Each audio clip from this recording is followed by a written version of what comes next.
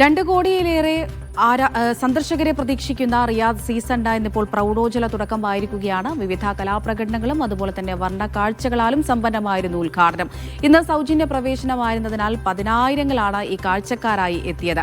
15ഓളം സോണുകളിലായി റമദാൻ വരെ നീണ്ടു നിൽക്കുന്നതാണ് ഇവന്റുകൾ. നമുക്ക് ആഫ്താബിലേക്ക് വരുന്നതിന് മുമ്പ് ആ ദൃശ്യങ്ങളൊന്ന് കണ്ടിട്ട് വരാം.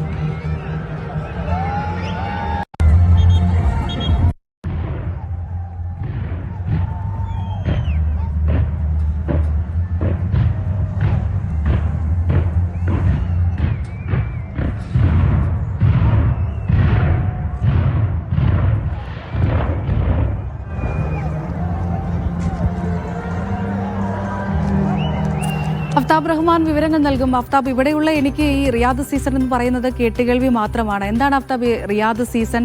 അവിടെ എന്തൊക്കെ പരിപാടികൾ ഉണ്ടാകും? എത്ര നാളിത് നീണ്ടു നിൽക്കും? ഇന്നത്തെ ഈ ഉദ്ഘാടന ചടങ്ങൊക്കെ എങ്ങനെയുണ്ടായിരുന്നു? അമൃത, റിയാദ് സീസൺ എന്ന് പറയുന്നത് സൗദി അറേബ്യയിലെ ഏറ്റവും വലിയ വിനോദ പരിപാടിയാണ്. എന്ന് വെച്ചാൽ സൗദി അറേബ്യ നേരത്തെ നമുക്കറിയാവുന്നതുപോലെ തന്നെ അവിടെ പ്രധാനപ്പെട്ട വരുമാനമായി കണ്ടിരുന്നത് പെട്രോൾ അല്ലെങ്കിൽ ക്രൂഡ് ഓയിൽ വഴിയുള്ള വരുമാനമാണ്.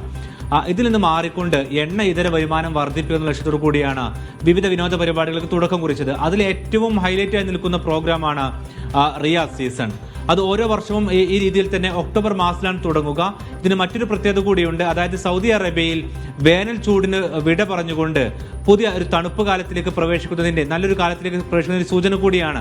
കാലാവസ്ഥ ഒരു ബെറ്ററായ അവസ്ഥയിലേക്ക് മാറുന്നതിന്റെ സൂചന കൂടിയാണ് റിയാദ് സീസണിന്റെ തുടക്കം. റിയാദ് സീസണിൽ ഉണ്ടാവുക 30ഓളം സോണുകളിലായി 15 പ്രധാന സോണുകളുണ്ട്. അതിന് പുറമെ വൈവിധ്യമാർന്ന 30ഓളം സോണുകളിലായി ഏതാണ്ട് 2000-ലേറെ കലാകാരന്മാർ വ്യത്യസ്ത സോണുകളിലായി പങ്കെടുക്കുന്ന വിനോദ പരിപാടികളാണ്. അതിൽ ഫുട്ബോൾ ഉണ്ട്, ഒട്ടേറെ കായിക പരിപാടികളുണ്ട്, കലാവിരുന്നുകളുണ്ട്. കേരളത്തിൽ നിന്നും നിരവധി പാട്ടുകാരും കലാകാരന്മാരും നൃത്യങ്ങളുമായി കലാകാരികളും എല്ലാം തന്നെ സൗദി അറേബ്യയിലേക്ക് ഇതിന്റെ ഭാഗമായി എത്തും. ഒപ്പം ബോളിവുഡിൽ നടക്കം കഴിഞ്ഞ വർഷം സൽമാൻ ഖാൻ ഉൾപ്പെടെയുള്ള എത്തിയിരുന്നു. ഇത്തവണ ഷാറൂഖ് ഖാൻ, ആമിർ ഖാൻ ഉൾപ്പെടെയുള്ള കലാകാരന്മാരും ഇത്തവണ എത്തുന്നുണ്ട്. എന്ന് വെച്ചാൽ ലോകത്തിന്റെ വിവിധ ഭാഗങ്ങളിലോ വൈവിധ്യമാർന്ന സംസ്കാരങ്ങളെ അതിനെ ഒരൊറ്റ വേദിയിലേക്ക് എത്തിക്കുക എന്നുള്ളതാണ് റിയാദ് സീസണിന്റെ പ്രധാനപ്പെട്ട ലക്ഷ്യം. റിയാദ് സീസണിന്റെ ഏറ്റവും പ്രധാനപ്പെട്ട ഒരു ഭാഗം എന്ന് പറയുന്നത് സാമ്പത്തികമായ സൗദി അറേബ്യക്ക് നൽകുന്ന പങ്കാണ്. സമാനമായ രീതിയിൽ തന്നെ തൊട്ടു പിന്നാലെ ജിദ്ദ സീസൺ വരും. ഒപ്പം തന്നെ കിഴക്കൻ പ്രവിശ്യയിൽ പുതിയ പരിപാടികൾ വരുന്നു. ഈ തരത്തിൽ രാജ്യത്തിന്റെ വിവിധ ഭാഗങ്ങളിൽ തണുപ്പുകാലം ഉദ്ദേശിച്ചുകൊണ്ട് വൈവിധ്യമാർന്ന പരിപാടികൾ വരിക എന്നുള്ളതാണ് റിയാദ് സീസൺ തുടക്കത്തിലൂടെ ഉദ്ദേശമാക്കുന്നത്.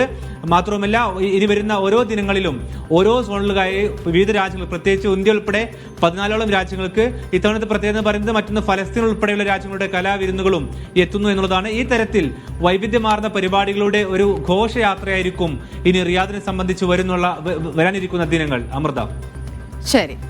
വാർത്തകളുടെ വിശദമായ വിവരങ്ങളാണ് ഷിനോജ് ഷംസുദ്ദീനും അഫ്താബ് റഹ്മാനും നൽകിയത്.